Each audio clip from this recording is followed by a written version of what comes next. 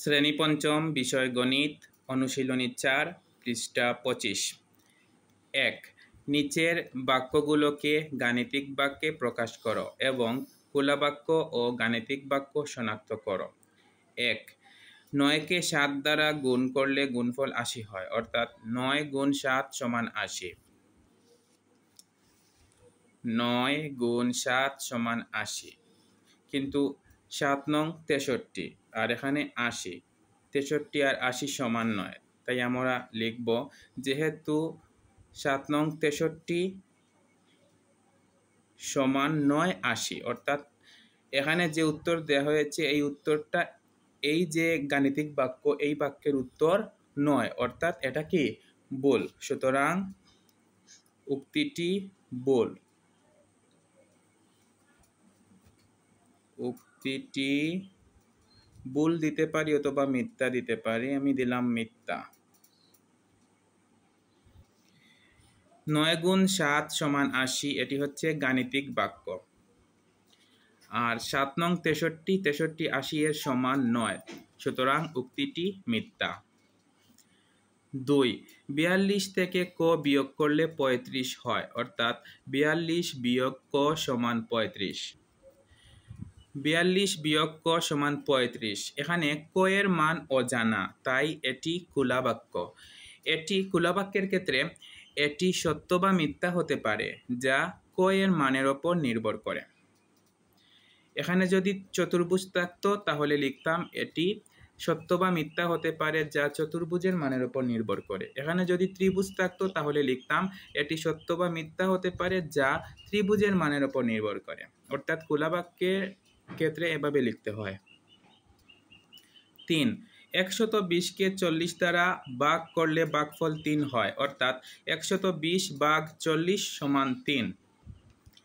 120 ভাগ 40 সমান 3। এবার আমরা ভাগ করে দেখব যে এই 3-এর সমান হয় কিনা। 40 দিয়ে 120কে ভাগ করব। 40-এর নামতায় 40-কে 40, 40 দুগুণে 80, 3 40-এ 120, অর্থাৎ মিলে গেছে। তাহলে 3 হয়েছে উত্তর। এখানেও 3, এখানেও 3, তাই লিখেছি যেহেতু 120 ভাগ 40 সমান 3 সমান, উত্তরও দেয়া আছে 3। যেহেতু 3 সমান 3, অর্থাৎ মিলে গেছে, মিলে গেলে উত্তর সত্য, সুতরাং উক্তিটি সত্য। 2. নিচের খোলা বাক্যগুলোর অজানা প্রতীকের মান বের করো যেন বাক্যগুলো সত্য হয়। 1. একটি ত্রিভুজের ক বাহু আছে। আমরা এবার এটা করব। একটি ত্রিভুজের ক বাহু আছে। আমরা জানি একটি ত্রিভুজের 3টি বাহু থাকে। কয়টি বাহু থাকে? 3টি বাহু থাকে। তাই ক এর মান 3, সুতরাং ক এর মান হচ্ছে এই 3, ক সমান 3। 2. ক টাকার জিনিস কিনে 50 টাকা দিয়ে 23 টাকা ফেরত নেওয়া হলো, অর্থাৎ জিনিস কেনা হয়েছে ক টাকা আর মোট টাকা দেওয়া হয়েছে 50 টাকা। 50 টাকা দিয়ে ফেরত নেওয়া হয়েছে 23 টাকা। জিনিস কেনা হয়েছে ক টাকার, মোট টাকা 50 টাকা, ফেরত 23 টাকা, অর্থাৎ মোট টাকা থেকে খরচ বিয়োগ করতে হবে। তাই লিখেছি প্রশ্ন মতে মোট যে 50 টাকা, এই 50 টাকা থেকে বিয়োগ এই ক টাকা, তারপর ফেরত হচ্ছে 23 টাকা। 50 টাকা থেকে খরচ যে টাকা, এই টাকা বিয়োগ করলে আমরা ফেরত যে টাকা, এই টাকা পাবো, অর্থাৎ এই 23 টাকা 23 টাকা ফেরত, আর 50 থেকে ক বিয়োগ করব। আর ক এর মান কত, খরচ কত টাকা খরচ হয়েছে তা আমাদেরকে বের করতে হবে। এবার আমরা দেখতে পাচ্ছি এখানে 50, এখানে 23, যেহেতু এদিকে বড় তাই এদিকে আমরা অঙ্ক করব। তাহলে এই 23কে আমরা এখানে আনবো। 23 আছে যোগ অবস্থায়, যদি যোগ অবস্থায় থাকে তাহলে অন্য পাশে এসে বিয়োগ হয়ে যাবে, তাই 50 দিয়ে বিয়োগ দিয়েছি, তারপরে এই 23 লিখেছি সমান, ক ছিল বিয়োগ অবস্থায়, এখানে এসে হয়েছে যোগ অবস্থায়। 50 থেকে 23 বিয়োগ, 0 থেকে 3 যায় না, এখান থেকে 1 নিলাম হলো 10, 10 থেকে 3 বিয়োগ করলে 7, এখানে 4, 4 থেকে 2 বিয়োগ করলে 2, এখানে ক, সুতরাং ক সমান 27 টাকা, তাহলে ক এর মান হচ্ছে 27 টাকা। 3. বর্গাকৃতির কিছু কাগজ আছে যার একটি বাহুর দৈর্ঘ্য ক সেন্টিমিটার। আমরা জানি বর্গের 4টি বাহু থাকে এবং 4টি বাহু সমান, বর্গের প্রতিটি বাহু সমান। যদি একটি বাহুর দৈর্ঘ্য 4 সেন্টিমিটার হয় তাহলে অন্য বাহুর দৈর্ঘ্য 4 সেন্টিমিটার, তারপর অপর যে দুই বাহু আছে সেই দুই বাহুর দৈর্ঘ্য 4 সেন্টিমিটার হবে, কারণ বর্গের প্রতিটি বাহু সমান। তাহলে এখানে লেখা আছে বর্গাকৃতির কিছু কাগজ আছে যার একটি বাহুর দৈর্ঘ্য ক সেন্টিমিটার, অর্থাৎ একটি বাহুর দৈর্ঘ্য ক সেন্টিমিটার হলে বাকি তিনটি বাহুর দৈর্ঘ্যের প্রতিটি হবে ক সেন্টিমিটার। এবার প্রশ্ন হচ্ছে এক, বর্গাকৃতি কাগজটির পরিসীমা কত? তাহলে আমরা আগে কি লিখব? আমরা আগে লিখব দেওয়া আছে। তাহলে দেওয়া আছে, কি দেওয়া আছে? বর্গাকৃতির কাগজের একটি বাহুর দৈর্ঘ্য ক সেন্টিমিটার। এটা আমি দেখে দেখে লিখলাম। আমাকে কি বের করতে হবে? পরিসীমা বের করতে হবে, তাই পরিসীমার সূত্র লিখতে হবে। তাই লিখেছি আমরা জানি বর্গাকৃতির পরিসীমা সমান 4 গুণ এক বাহুর দৈর্ঘ্য একক। পরিসীমার ক্ষেত্রে একক লিখতে হয়, একক হচ্ছে এই সেন্টিমিটার। সুতরাং বর্গাকৃতি কাগজটির পরিসীমা, এবার আমরা সহজেই পরিসীমা বের করতে পারবো। সূত্রের 4 গুণ এক বাহুর দৈর্ঘ্য হচ্ছে এই ক, দিলাম ক, 4 গুণ ক সেন্টিমিটার। তাহলে বর্গাকৃতি কাগজটির পরিসীমা কত? পরিসীমা হচ্ছে 4 গুণ ক সেন্টিমিটার। 2, এরকম 3টি বর্গাকৃতি কাগজের মোট ক্ষেত্রফল কত? এবার আমাদেরকে ক্ষেত্রফল বের করতে হবে, অর্থাৎ পরিসীমার জায়গায় ক্ষেত্রফলের সূত্র লিখতে হবে।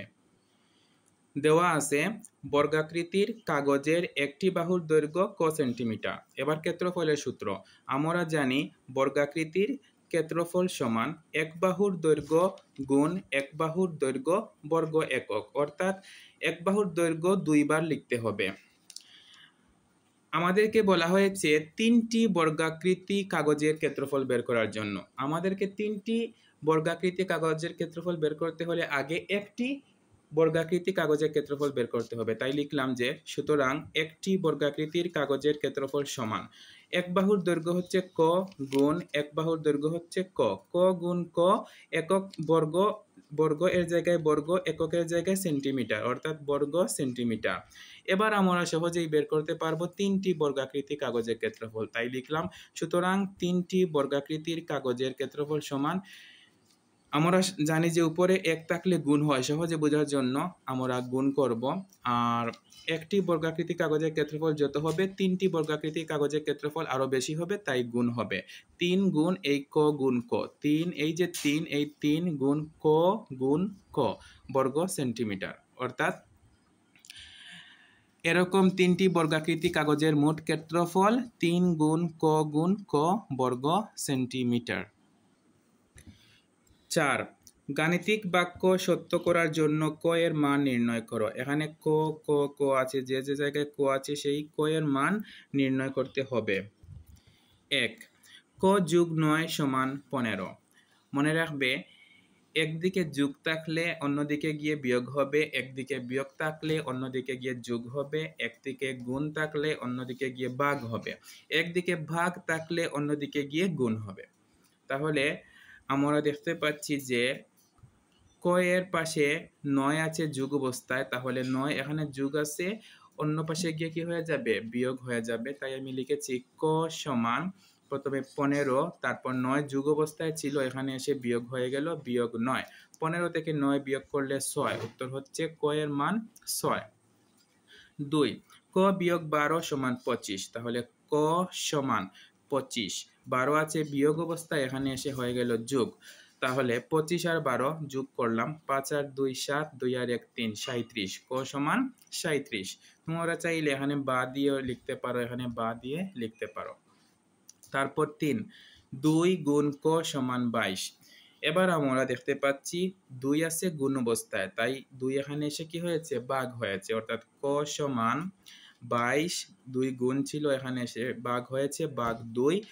এবার ভাগ করেছি 2 দিয়ে 22কে, 2 একে 2, তারপরে এই 2 নামিয়ে দিলাম, আবার 2 একে 2, উত্তর হয়েছে 11। তাহলে ক এর মান 11, সুতরাং ক সমান 11।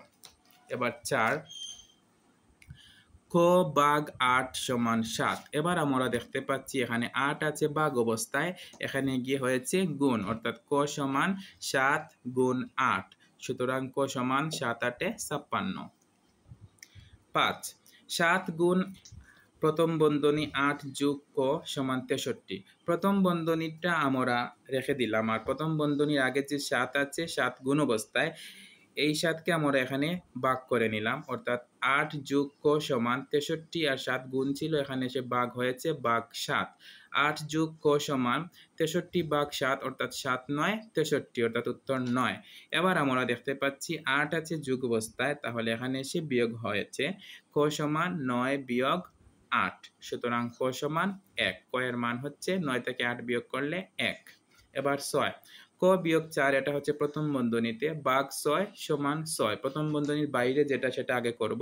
প্রথম বন্ধনীর বাইরে আছে ভাগ 6, ভাগ অবস্থায় আছে, এখানে এসে হয়েছে গুণ, অর্থাৎ 6 আর এই ভাগ হয়েছে গুণ, গুণ 6। ক বিয়োগ 4 সমান 6 গুণ 6, ক বিয়োগ 4 সমান 6 6 36। এবার দেখতে পাচ্ছি 4 আছে বিয়োগ অবস্থায়, এখানে এসে হয়েছে যোগ, অর্থাৎ ক সমান 36 যোগ এই 4, সুতরাং ক সমান 36 আর 4 যোগ করে 40। ক এর মান হচ্ছে 40। প্রিয় শিক্ষার্থীরা, আজ এই পর্যন্ত। পরবর্তী ক্লাসে আমরা 5 নং সমস্যার সমাধান নিয়ে হাজির হব ইনশাআল্লাহ। সবাই ভালো থেকো, সুস্থ থেকো। আল্লাহ হাফেজ।